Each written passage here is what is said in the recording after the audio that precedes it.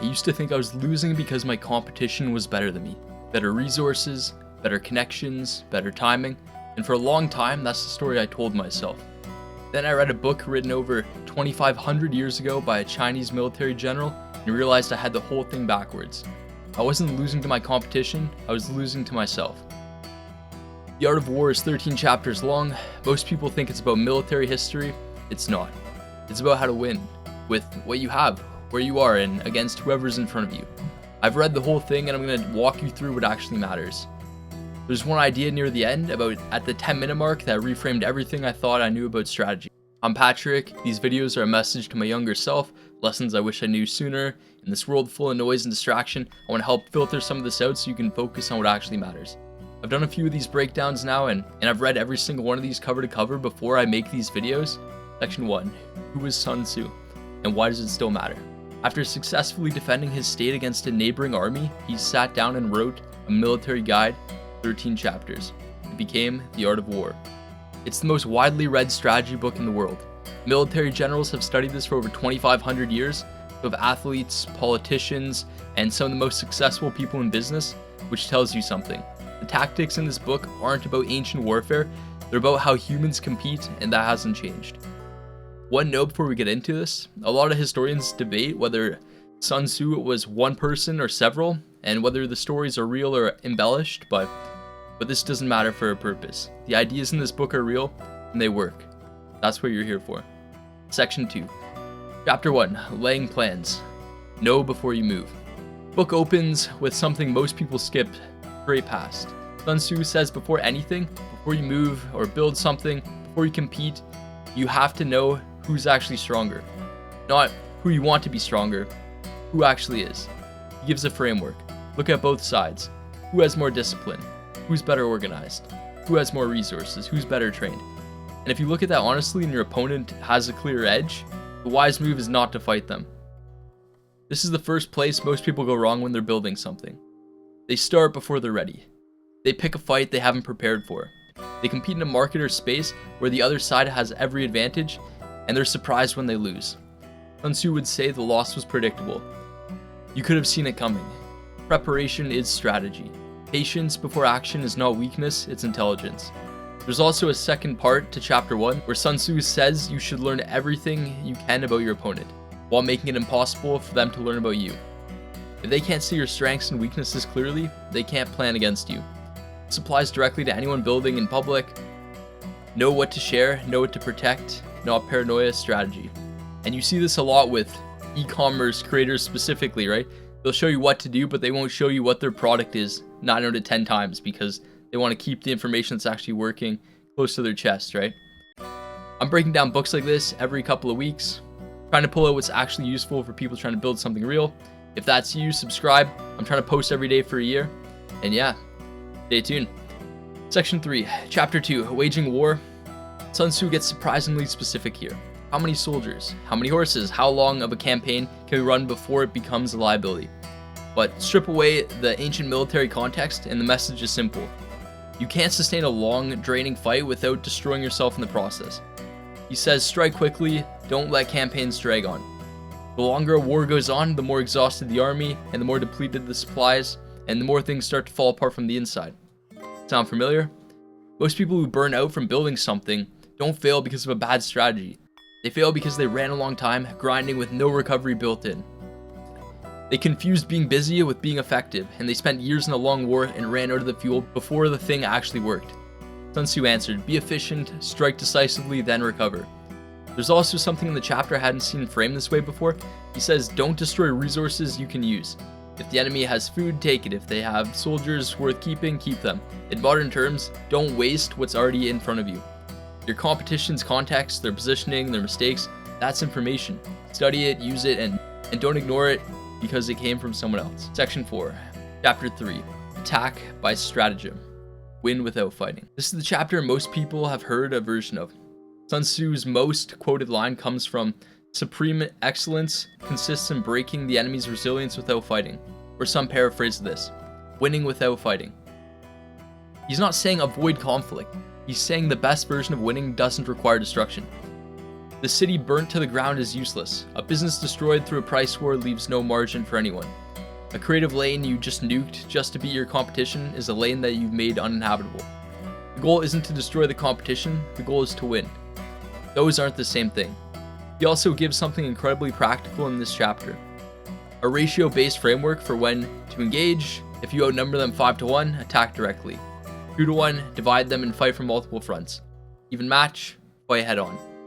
They outnumber you, hide and build. They massively outnumber you. Don't fight yet, leave. Most people ignore the last two.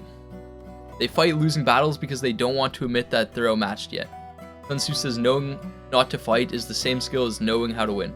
A skilled general seeks victory, a reckless one seeks battle. Section 4, Chapter 4 and 5. Defense, attack, and energy. Chapter 4 is about when to advance and when to hold. Sun Tzu puts it this way: to defend is to become invulnerable. To attack is to become vulnerable. Well, only then can you win. You don't attack when you're exposed. You build your defenses, wait for the right opening, then strike decisively. Protect what you have, then expand. Chapter 5 brings in something he calls energy. And this is when things get interesting for anyone running a team or even just managing their own time. He talks about the difference between a direct action and an indirect one. Every move is one or the other. Direct is straightforward, obvious, head-on. Indirect, unexpected angle, bait, or a misdirection. The best generals use both. Most people only use one. If everything you do is head-on, you're predictable. If everything you do is indirect, no one trusts you. The combination is where your advantage lies. Section 6, Chapter 6 and 7, Weak Positions and Maneuvering. Chapter 6 is about strength and weakness, and Sun Tzu makes a point here that I keep coming back to. The defender has to defend every point, but the attacker has to only find one.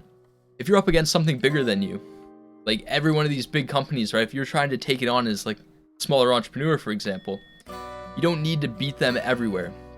You need to find one place where they're weak and hit it with everything you can.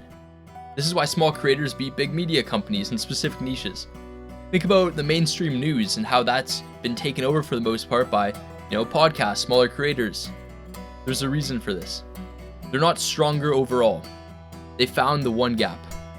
Chapter 7 shifts to maneuvering, and there's one thing in here I want to highlight. Sun Tzu says push your army too hard and they'll fall apart before they even reach the battle. There's a difference between moving fast to gain an advantage and pushing so hard that you arrive broken. Most people learn this lesson after learning it from burnout. They sprinted, they didn't pace, they arrived at the goal depleted. Sun Tzu figured this out in 500 BC. He also makes a point about communication. At night, use torches. In a crowd, use drums. When your voice can't carry, find another way. The medium changes, the message doesn't. If you're trying to build an audience, a team, or a following, know how the people you're trying to reach actually receive information and meet them there. Section 7, Chapter 8, 9, and 10. The 5 ways a general fails. Chapter 8 was a shorter one. Sun Tzu says there are 5 ways a general fails.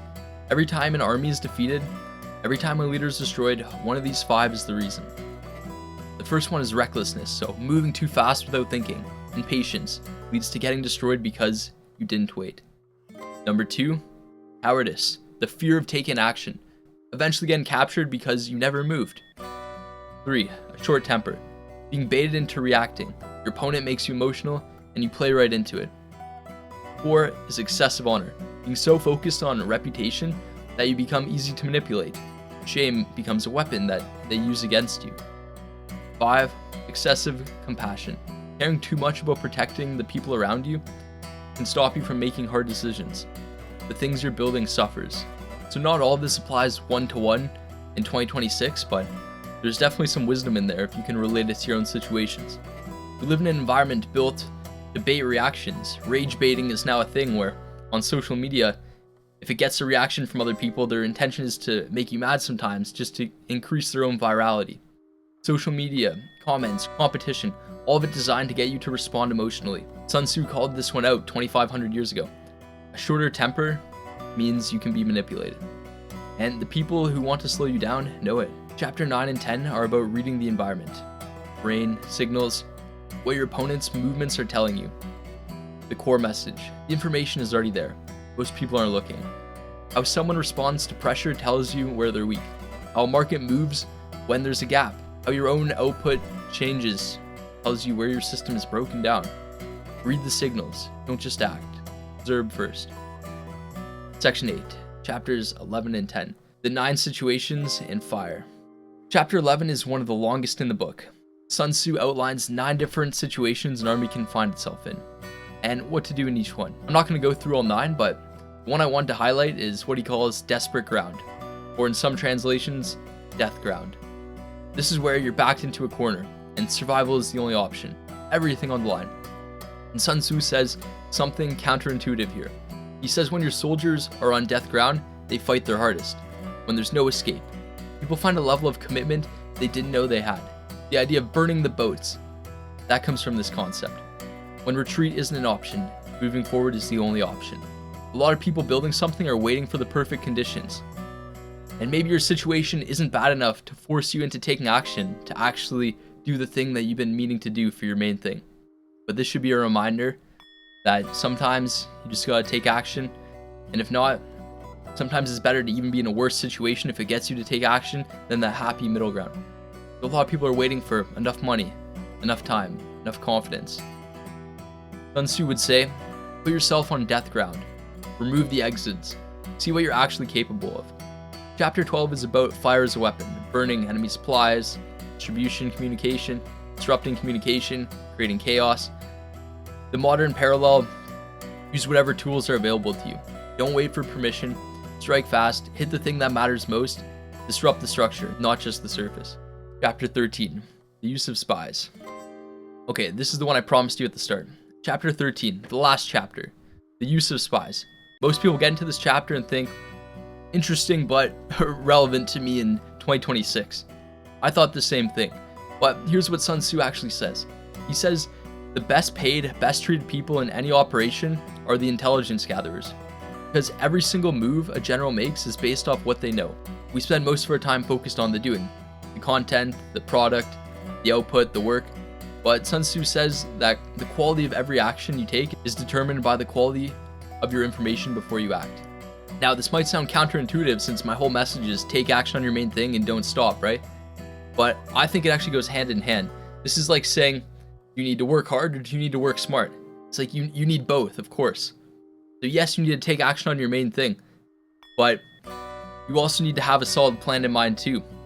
And if you have one or the other, it's probably not going to work out. You're going to need both. But if you'd only pick one, just taking action is your best bet, because Charlie Munger says this best. If you're consistent and do everything else wrong, you still have a chance to succeed, right? So this tells me that is like the one thing that you could do, that no matter what else, you still have a chance to succeed. But obviously, the quality of your information is going to really determine how much or how effective the action is, if that makes sense. What do you actually know about the market you're building in? What do you know about the people you're making things for? What do you actually know about yourself? Where are you strong? Where are you weak? Or where are you lying to yourself? Where do you need to change your paradigm on some situation? If you know the enemy and know yourself, you need not fear the result of 100 battles. Said in chapter 3. But chapter 13 is where he explains why. And it's not about fighting, it's about the knowing. And there are 2 camps of people for this. One group of people will skip the knowing and go straight into the doing. Then the other group of people will skip the doing and just over-plan, over-prepare. So you want to find a happy medium of both. You don't want to execute without intelligence.